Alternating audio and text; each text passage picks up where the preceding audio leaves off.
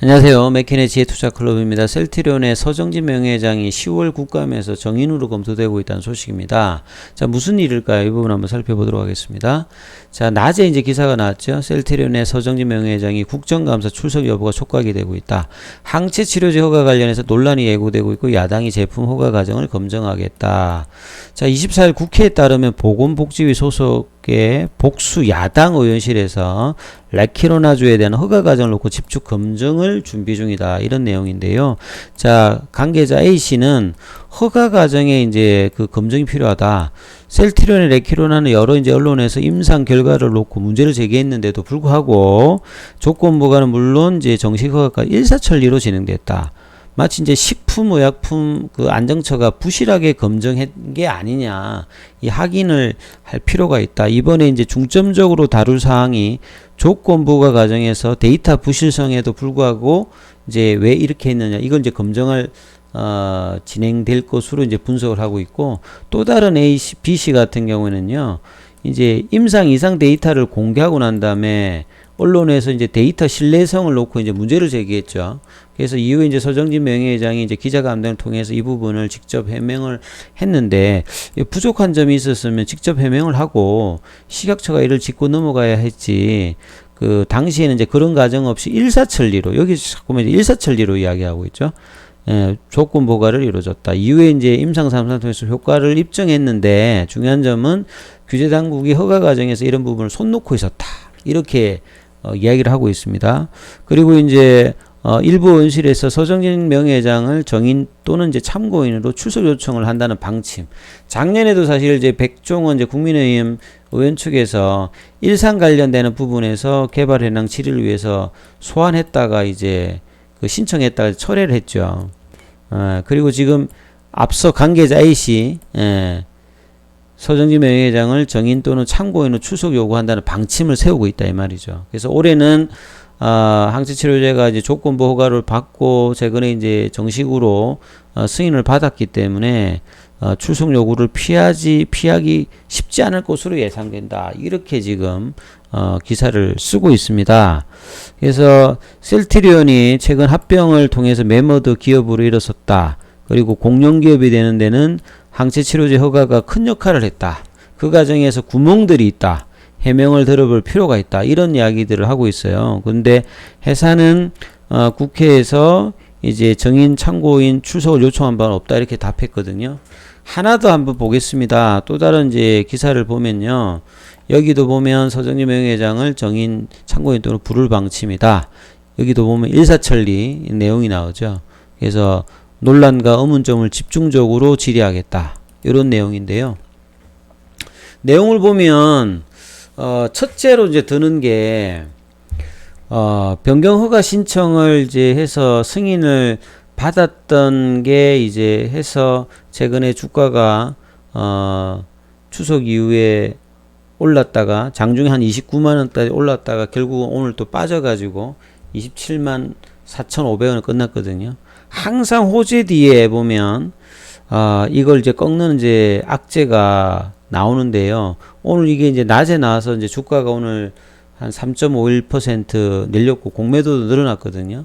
이걸 한번 조곤조곤 따져보면 사실상 이 정치인들이나 식약처도 마찬가지고 이 어떤 전문성의 어떤 부족들, 그리고 특히나 이제 바이오에 대한 이해가 양자가 다 이제 그 미국이나 유럽에 비해서 상당히 지금 떨어지고 있습니다. 바이오 약품 관련되는 부분.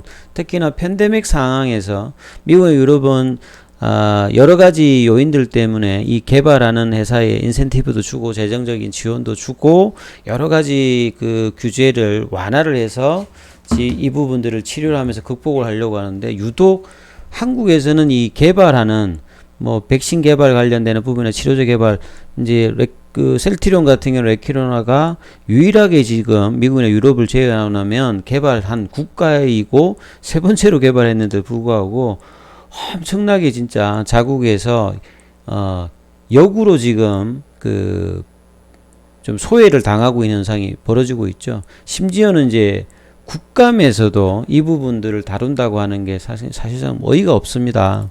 그리고 지금 국회 관계자라고 하는 이제 코멘트를 보시게 되면 조건부 허가를 뿐만 아니라 정식 일사천리로 진행이 되었을까요? 국가나 이제 식약처의 어떤 도움으로 전혀 그렇지가 않죠. 이 조건부가 당시에도 그때 당시에 문서를 보면 상당히 진통이 있어서 허가를 해야 되나 말으냐 이러다가 결국은 이제 일부 유효성이 있는 곳으로 확인되어 가지고 상당히 제한된 그 투여의 어떤 제한을 두면서 썼죠. 그러다 보니까 이제 그 조건부 허가 이후에 이런 상황에서 투약 대상 자체가 속도가 거의 안 나왔습니다. 그러다가 이제 5월달에 이제 겨우 이제 부산의료원에서 투약해 보니까 효과가 좋았고 부작용도 거의 안 나왔다. 그리고 이제 5월달, 6월달에 그 이제 델타 변이가 확산되면서 이 부분들이 그 늘어났고요. 사실은 최근에는 이제 병원이라든지 향후에도 더 늘 것으로 예상되는데 이거는 사실은 이제 그런 상황이라든지 그 실제로 효과가 있었기 때문에 그런 상황으로 벌어진 거고, 그 다음에 이제 일사천리로 진행된 데는 셀트리온이 이제 이상에서의 어떤 부족한 부분들을 연말까지 자료를 내라고 했는데 그것도 빠르게 냈고, 삼상의 어떤 데이터를 가지고 학회에서 이 부분들을 검증받으면서 이제 조건부 승인이 변경 신청해서 이제 정식 승인으로 된 것이지, 뭐 식약처가 뭐 대단히 도와줬다든지 정부가 엄청적인 지원을 해가지고 됐다든지 이런 상황이 아니죠. 그리고 이제 논란을 이야기했던 부분이 보통 이제 이 임상 데이터들은 학회에서 발표를 하죠. 정밀한 데이터들은. 요거는 백신이나 치료제에서 지금 나오는 그 다른 어떤 모더나나 하이자나 그 내용들을 한번 검색해 보시면 이거 데이터 발표할 때마다 똑같은 내용들 나옵니다. 그래서 뭐 구체적인 데이터는 없다.